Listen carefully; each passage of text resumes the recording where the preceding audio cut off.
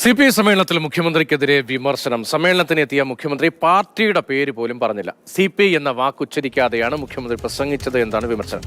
പ്രതിനിധികളെ മെറ്റൽ ഡിക്റ്റേറ്ററിലൂടെ കടത്തിവിട്ട് സമ്മേളനത്തിൽ പങ്കെടുപ്പിക്കുന്ന പോലീസാണ് സംസ്ഥാനത്തേതെന്നും പരിഹസിക്കുന്നു. ശ്യാം പ്രസാദ് ഉത്തമൻ വിവരങ്ങളുമായി. ശ്യാം, മുഖ്യമന്ത്രി CPI എന്ന പേരേ പറഞ്ഞില്ല, മാത്രമല്ല പ്രതിനിധികൾക്ക് വലിയ പോലീസിന്റെ പരിശോധനയൊക്കെ. ഏതു തരത്തിൽ വിമർശനവും പരിഹാസവും?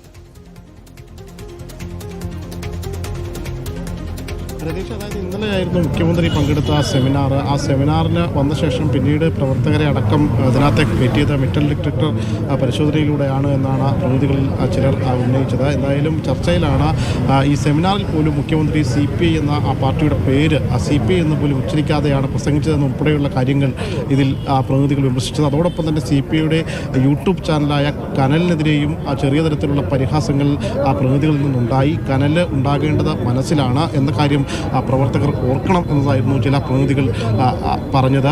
അതോടൊപ്പം തന്നെ ഈ പ്രധാനമായിട്ടും മറ്റൊരു കാര്യം, ഈ 75 വയസ്സ് പാർട്ടിക്കകത്ത് പ്രായപരിധി നിശ്ചയിച്ചിട്ട് പോലും വയസ്സ് തെറ്റിദ്ധരിപ്പിച്ചുകൊണ്ട് ചിലർ നേതൃത്വത്തിൽ കടിച്ചു തൂങ്ങുന്നു എന്നടക്കമുള്ള വിമർശനങ്ങൾ ഉന്നയിക്കുകയുണ്ടായി.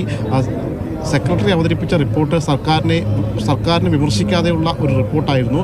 എന്നാൽ ആ റിപ്പോർട്ടിനെതിരെ ശക്തമായ രീതിയിലുള്ള വിമർശനം തന്നെയാണ് പ്രതിനിധികൾ ഉന്നയിച്ചത് എന്നതാണ്. അതിൽ ആഭ്യന്തര വകുപ്പിലെ പോലീസ് സേനയ്ക്കെതിരെ തന്നെയാണ് വിമർശനം കൂടുതലായി ഉയർന്നത്.